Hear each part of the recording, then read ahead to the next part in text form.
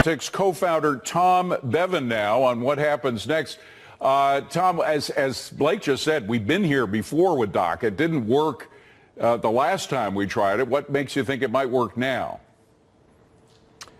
Well, circumstances have changed a little bit, and we are seeing, I definitely think he's right that the pressure is going to get ratcheted up here in the next few days when Democrats come back and take back the House and pass this bill to open most of the government, at least the parts that are currently shut down.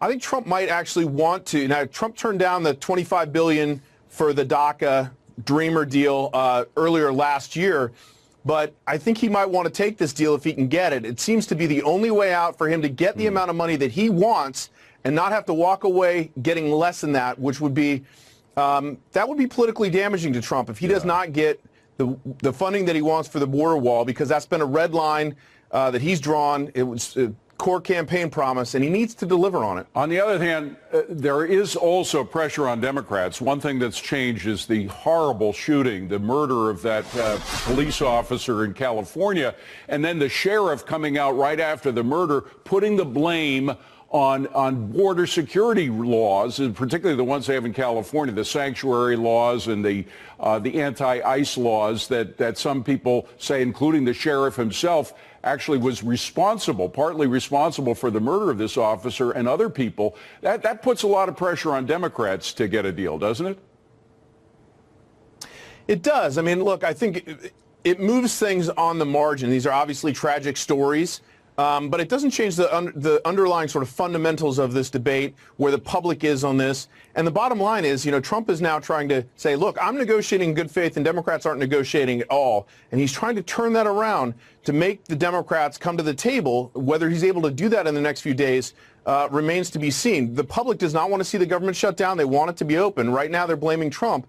But if the Democrats will not come to the table with any offer whatsoever, then the public may turn and hold Democrats responsible. That's certainly what Trump is hoping happens. I'll tell you, though, nothing concentrates the mind of voters like the murder of a police officer, particularly if the illegal alien responsible got here as a result of lax border security. And that's what a lot of people are saying. So that might change things. There's the other thing that's just ridiculous about this whole debate is $5 billion in the midst of these trillions of dollars that politicians are spending inside the Beltway. We just agreed on an agricultural bill. Democrats and Republicans agreed on this. $867 billion. There was a lot of pork in that bill, a lot of corporate welfare stuff that shouldn't be in there. They had no problem agreeing on that. But $5 billion, that's what's shutting down the government? No, exactly. I mean, it's less than 0.1% of what the government spends, right? It's a minuscule amount, and that just shows that this is all about politics. This is all about symbolism. This is about, Donald Trump with one of his core promises that he wants to deliver on, and Democrats now taking back the House of Representatives. Nancy Pelosi, this is their first showdown with Trump.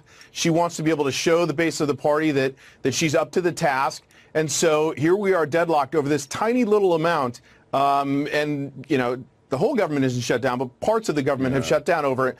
To your point, this is a rounding error. This is a drop in the bucket to what Congress normally spends. But that's where the politics of this is and where it will remain, at least for the time being. And yet it's so transparent. I saw Democrats on the Sunday news shows claiming it was their deep concern for the deficit that was causing them to hold the line on this $5 billion when we know they're spending like crazy. In fact, we just saw Liz Warren, who has announced her exploration of a 2020 campaign, has so many more elements, so many more government bureaucracies that she wants to create if she ever becomes president that would add trillions to the deficit. So it's kind of a hard sell for them to make. It is, and especially all the Democrats that are going to run for president, at least the ones that I'm aware of, are embracing Medicare for all, which is, the cost of that is astronomical. And so there will be, this will be a fight that will happen in 2016 over government spending. Trump and the Republicans have not held the line on spending the way that some Republicans have wanted them to, but that could change the equation there as well. Tom Bevan, great to see you, Tom. Happy New Year to you. I don't think it's as much that the two sides are far apart. It's that you've got one side that refuses to negotiate because they're so afraid of the radical left base that wants open borders. What Donald Trump and the Republicans want to do is waste $5 billion in taxpayer money on an ineffective medieval border wall that is a 5th century solution to a 21st century problem. The one thing I know for sure that nothing will get out of the Senate without wall/border funding. Well, there it is. A lot of the debate on the issue of the day, as it is now day 9 of the partial government shutdown. And that standoff dragging the impasse into the new year. Washington now waiting to see what Congresswoman Nancy Pelosi, the expected incoming Speaker of the House, could do to reach a possible compromise with the defiant President Trump on his demand for that border wall. Democrats steadfastly against it, but they had no problem supporting the George W. Bush fence on the southern border back in 2006. So what's the difference today? Joining me now is Republican Congressman Chris Stewart of Utah, who sits on the House Appropriations Committee. Congressman, welcome. First on the shutdown, who do you think blinks? Who do you think budges? Who do you think will cry uncle first? Well, I don't think anyone knows the answer to this, but there are a few things that we do know, and that is the President Trump. Look, people have staked out their positions. I get that, but the American people eventually know we're going to have some type of compromise here. And the President ran on border security. It was one of the primary planks in his campaign. He won on that campaign. And he has tried to compromise the Democrats here. As some of your previous guests have already said, he started out asking $25 billion. He went to 20 to 15. We're down to $5 billion now. And the Democrats have always said no, no, no, and no. He proposed the Dreamers, something that many of us have supported, would like to fix that problem. Again, they said no. And he's even saying now it doesn't have to be a physical wall, just border security. Again, they continue to say no. And I think at some point, the American people are going to ask the Democratic leaders, well, what will you do? Are you really supporting only open borders? Will you not give us any money at all for border security? Are you going to defund ICE? Because I don't think most Americans think those are very good ideas. Well, the Democrats will say they don't support open borders, and they do support border security, having voted billions of dollars for it. But you do have a point when you talk about the money. The president has gone down from $5 billion, now, according to Mick Mulvaney and the recent negotiations, 2.5. So he's gone down by half. The Democrats are sticking at 1.3. Mulvaney talks about a compromise. Do you think there could be a compromise in that area between 1.3 and 2.5 to finally get this done and reopen the government? Oh my heavens, how could there not be? I mean, it's a tiny, tiny percentage of overall spending. And I believe, look, last spring we were talking, in the Republicans in Congress were talking about $25 billion. And now we're talking about $2 billion or 1.8. Surely they're going to give us something there. And if I were the president, I'd bring Miss Pelosi back from Hawaii and I'd say, okay, look, 25, 15, 10, 5, 2.1, and ask her, what will you give us? Because her answer may be nothing. At this point, it has been nothing. But if the American people see that, I think she's going to have to answer to them. And again, I think most Americans just think it would be absurd for them not to give and work with the president in some fashion on this. What, Congressman, is your interpretation of the fact that the Democrats and the leadership, they are so against a wall? We just heard Hakeem Jeffries, congressman from New York, call it a 5th century, medieval answer. But in 2006, the Democrats had no problem supporting the George W. Bush fence.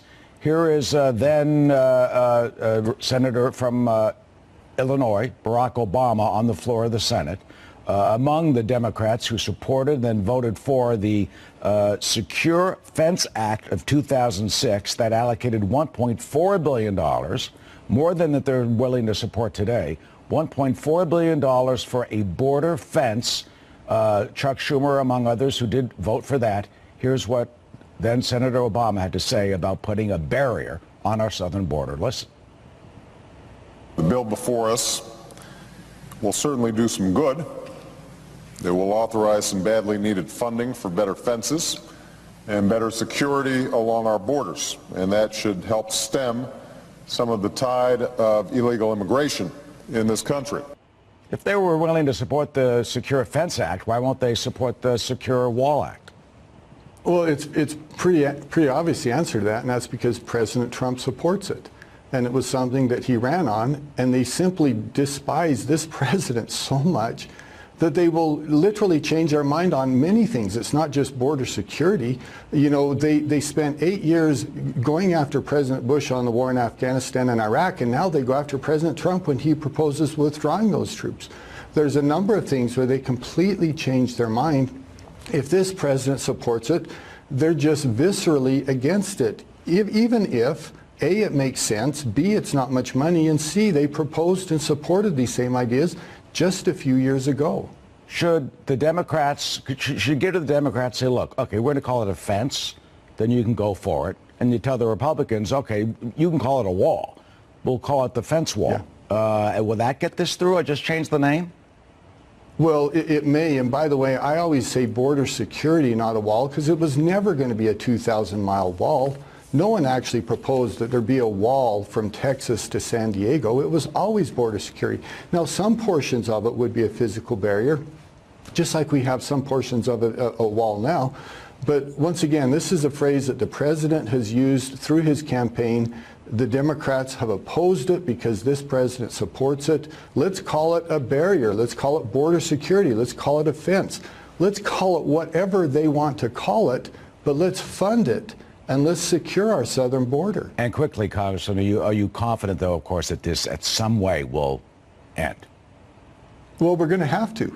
I mean, you just have to. You have to fund that remaining portion of our government. And I think at some point the American people will say to the Democratic Party, for heaven's sakes, the president has come down. He's only asking for a small amount of money. Work with him on this. And I think eventually they'll probably have to cave to that.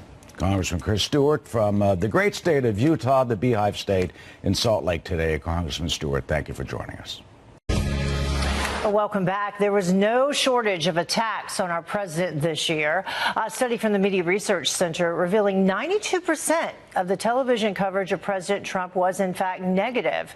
But as 2018 comes to a close, let's reflect on President Trump's accomplishments. How about that?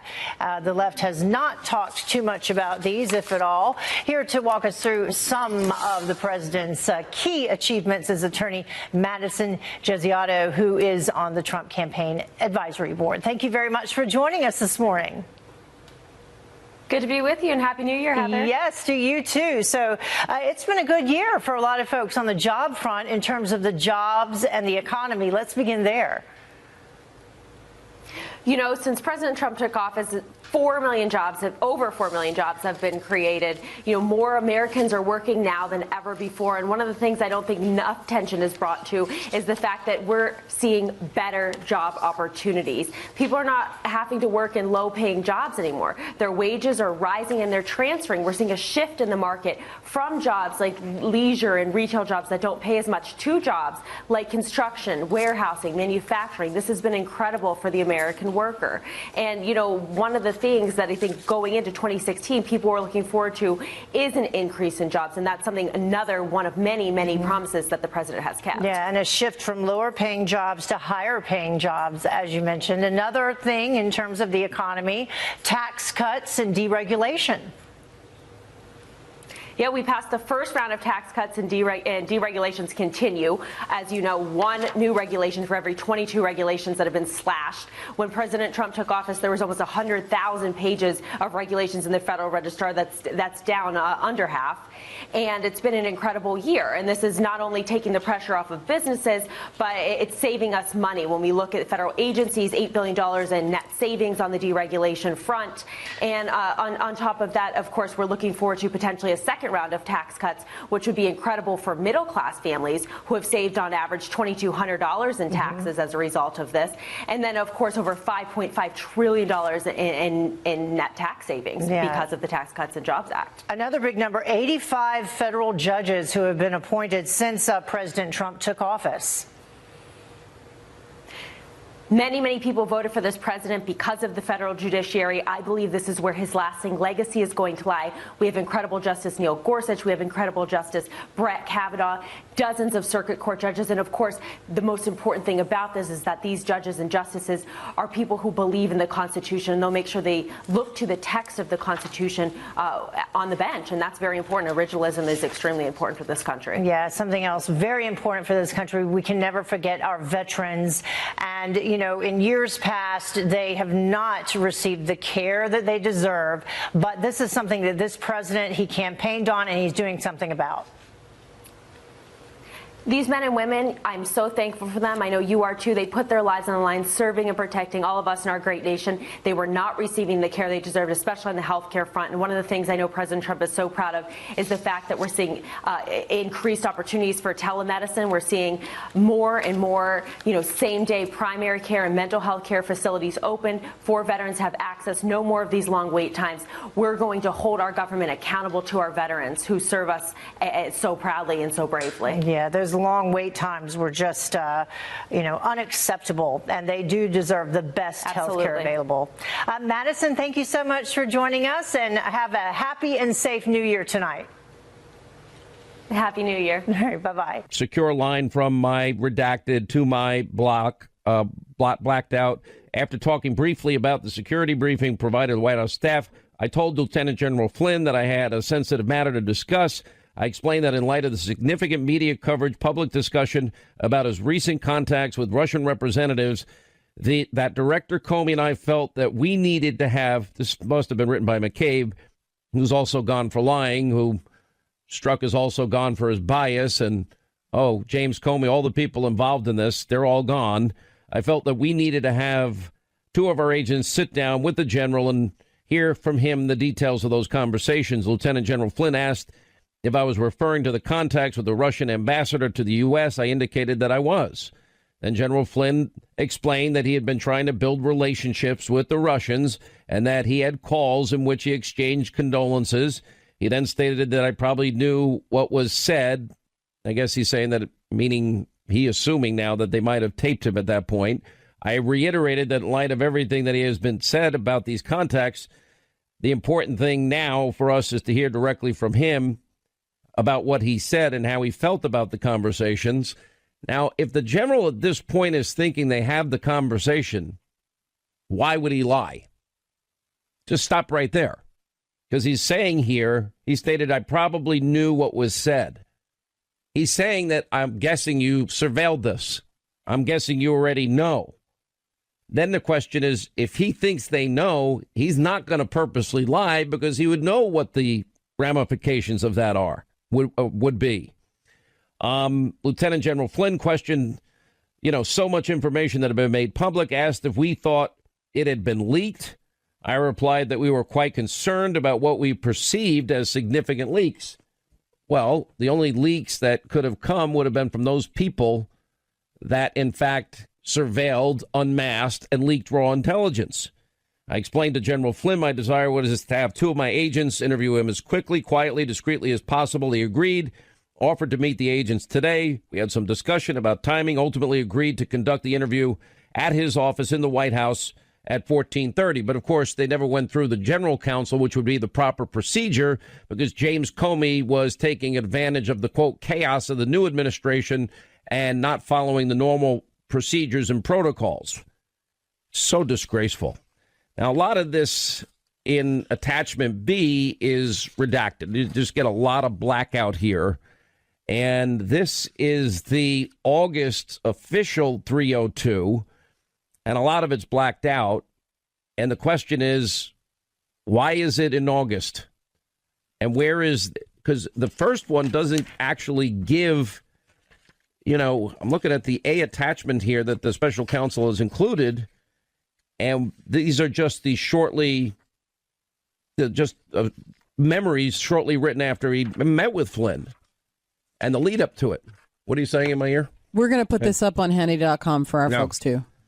So then they go into Peter Strzok, was interviewed and is blah, blah, blah, blah, participating special counsel, FBI special agent. The purpose of the interview, collect certain information regarding Strzok's involvement in various aspects of what was the special counsel's investigation.